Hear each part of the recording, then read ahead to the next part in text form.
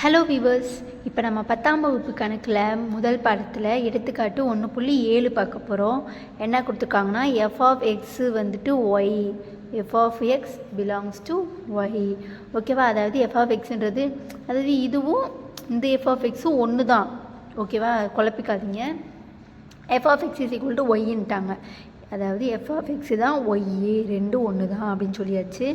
என்ற உறவானது F of X is equal to X square minus 2 என வரையறுக்கப்படுகிறது. அதாவது எஃப் ஆஃப் எக்ஸுன்றதை இந்த ஈக்குவேஷனில் எழுதலாம், ஏன்னா இந்த ஈக்குவேஷனில் எடுத்துக்கலாம் அப்படின்னு சொல்லிட்டாங்க. ஓகேவா? அதுக்கப்புறம் இங்கு எக்ஸ் இஸ் ஈக்குவல் டு -2 -1 0 3 மற்றும் Y is equal to R என கொண்டால் எஃப்பின் உறுப்புகளை பட்டியலிடுக. எஃப் ஒரு சார்பாகுமா? என்ன கேட்டிருக்காங்கன்னு பாருங்கள், ரொம்ப ரொம்ப ஈஸி. ஓகேவா? எக்ஸை வந்துட்டு எக்ஸுடைய வேல்யூஸ் கொடுத்துட்டு R is equal to Y is equal to R அப்படின்னு கொடுத்துட்டாங்க. Y is equal to R அப்படின்னா எப்பயுமே நம்ம ஒய் எழுதுவோம் இல்லையா, அந்த ஒய்க்குள்ளே தான் ரேஞ்ச் இருக்கும். ஓகேவா? இங்கே ஒய் எல்லாமே ஆர், அதாவது ஒய்யும் ஆரும் ஈக்குவல் அப்படின்னா ஒய் எல்லாமே ஆறு அப்படின்னு அர்த்தம். ஓகேவா? அது ஒரு க்ளூ கொடுத்துருக்காங்க. அப்புறம் எக்ஸோடைய வேல்யூஸ் கொடுத்துட்டாங்க. நம்ம ஒய் கண்டுபிடிக்கணும்னா இந்த ஈக்குவேஷனில் போட்டுக்கலாம், ஏன்னா ஒய்யும் எஃப் ஆஃப் எக்ஸும் ஒன்று தான். எஃப் ஆஃப் எக்ஸுக்கு ஈக்குவேஷன் கொடுத்துருக்காங்கன்னா அப்போ ஒய்க்கு ஈக்குவேஷன் கொடுத்துருக்காங்கன்னு தான் அர்த்தம். ஓகேவா? அதுக்கப்புறம் நம்ம எஃப்பினுடைய உறுப்புகளை பட்டியல் இருக்குன்னா அப்படியே நம்ம எழுதுவோம் இல்லையா, 2,1 2,2 அந்த மாதிரி எழுதணும். அதுக்கப்புறம் எஃப் ஒரு சார்பாகுமான்றதை நம்ம கண்டுபிடிக்கணும். இப்போ ஃபஸ்ட்டு நம்ம உறுப்புகளை பட்டியலிடணும். ஃபஸ்ட்டு ஒன்றில் எக்ஸோடைய வேல்யூஸ் கொடுத்துருக்காங்க இல்லையா, -2 -1 0 3.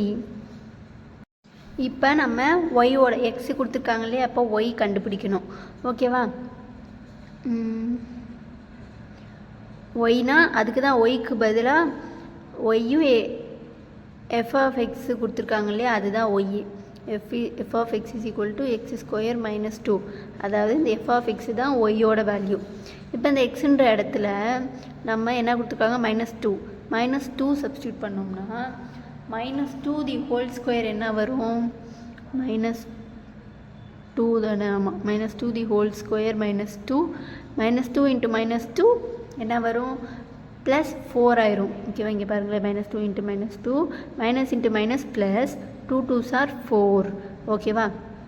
அப்போ அது 4 ஆயிரும். 4 - 2 எவ்வளோ, 2. ஓகேவா? அப்போ இங்கே ஒய்யோட வேல்யூ 2ன்னு கிடைக்கும். அடுத்து எக்ஸ் இஸ் ஈக்குவல் டு -1ன்னு போட்டோம்னா, அதாவது கொஸ்டினில் கொடுத்துக்கிறது தான் போடுறேன்.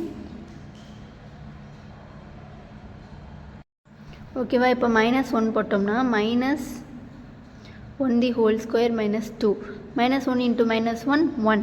ஓகேவா? 1 - 2னா -1 கிடைக்கும். ஓகேவா? Y is equal to -1. அடுத்து எக்ஸ் இஸ் ஈக்குவல் டு 0 போட்டோம்னா 0 the whole square -2 is equal to 0 0s are 0 -2 தான் கிடைக்கும். ஓகேவா? இங்கே -2, ஒய் இஸ் ஈக்குவல் டு -2. அடுத்து எக்ஸ் இஸ் ஈக்குவல் டு கடைசியாக 3 போட்டோம்னா 3 தி ஹோல் ஸ்கொயர் -2 என்ன கிடைக்கும், 9 - 2ன்னு கிடைக்கும். இங்கே 0 - 2. ஓகேவா? 9 - 2 எவ்வளோ, 7. ஓகேவா? இப்போ நம்ம ஒய்யோட வேல்யூ கண்டுபிடிச்சாச்சு. இப்போ இதை என்ன பண்ணணும்னா நம்மளை இதில் எழுத சொல்லியிருக்காங்க, ஃபஸ்ட்டு எஃப்பின் உறுப்புகளை பட்டியலிடுக தானே. அப்போ எஃப்ஓடைய உறுப்புகளை எழுதுவோமா. நம்மளுக்கு -2 எடுக்கிறப்ப என்ன கிடச்சிருக்கு, 2 கிடச்சிருக்கு. அடுத்து -1 எடுக்கிறப்ப -1 கிடச்சிருக்கு. 0 எடுக்கிறப்ப -2 கிடச்சிருக்கு. 3 எடுக்கிறப்ப 7 கிடச்சிருக்கு. ஓகேவா? இது பட்டியலில் எழுதியாச்சு. அடுத்து செகண்ட் ஒன், எஃப் ஒரு சார்பான்னு கேட்டிருக்காங்க. சார்பான்னு கண்டுபிடிக்கிறதுக்கு ஈஸியான மெத்தடுக்கு சொல்லியிருக்கேல, என்னதுன்னா ஆரோ டயக்ராம், அதாவது அம்புக்குறி வச்சு கண்டுபிடிக்கிறது தான். இப்போ இங்கே எக்ஸுன்னு வச்சுக்குவோம், இங்கே ஒய்ன்னு வச்சுக்குவோம். எக்ஸ் ஒய்யில் எப்பயுமே கொஸ்டினில் கொடுத்துருக்குற எக்ஸ் ஒய் தான் எழுதணும், நம்ம கண்டுபிடிச்ச எக்ஸ் ஒய் எழுதக்கூடாது. ஓகேவா? கொஸ்டினில் எக்ஸுக்கு என்ன கொடுத்துருக்காங்க, -2 -1 0 3 -2 -1 0 3. அப்போ ஒயில் என்ன கொடுத்துருக்காங்க, ஓகேவா. ஒயில் கொடுக்கல, அப்போ நம்ம கண்டுபிடிச்சது மட்டும்தான் ஒய். அப்போ இதுக்கு நம்ம ஆரோ டயக்ராம் போடணுன்னு அவசியமே கிடையாது, ஏன்னா கொஸ்டினில் ஒய்யே கொடுக்கல இல்லையா. அப்போ ஒவ்வொரு இதுக்கும் ஒவ்வொரு எலிமெண்ட்டு தான் இருக்குது நம்ம கண்டுபிடிச்சதில். ஓகேவா. கொஸ்டின்லேயே வந்துட்டு ஒய்யோட வேல்யூ கொடுத்துருந்தா கூட நம்ம அதை மார்க் பண்ணி பார்த்து கண்டுபிடிக்கலாம். இங்கே கொஸ்டினில் ஒய்யோட வேல்யூவே கொடுக்கல, இங்கே நம்ம கண்டுபிடிச்சிருக்கிறது தான் ஒய்யே. அப்போ எல்லா எலிமெண்ட்டுக்கும் ஒவ்வொரு எலிமெண்ட்டு தான் இருக்குன்றது இந்த ஃபங்க்ஷன் வச்சு நம்ம கண்டுபிடிச்சிடலாம். இதுக்கு ஆரோ டயக்ராம் போடணுன்னு அவசியம் இல்லை, போட்டாலும் தப்பு கிடையாது. ஓகேவா. இப்போ அனைத்து எக்ஸின் உறுப்புகளுக்கும்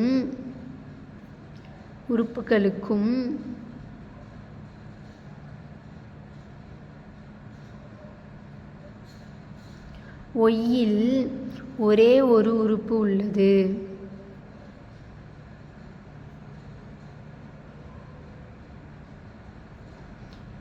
எனவே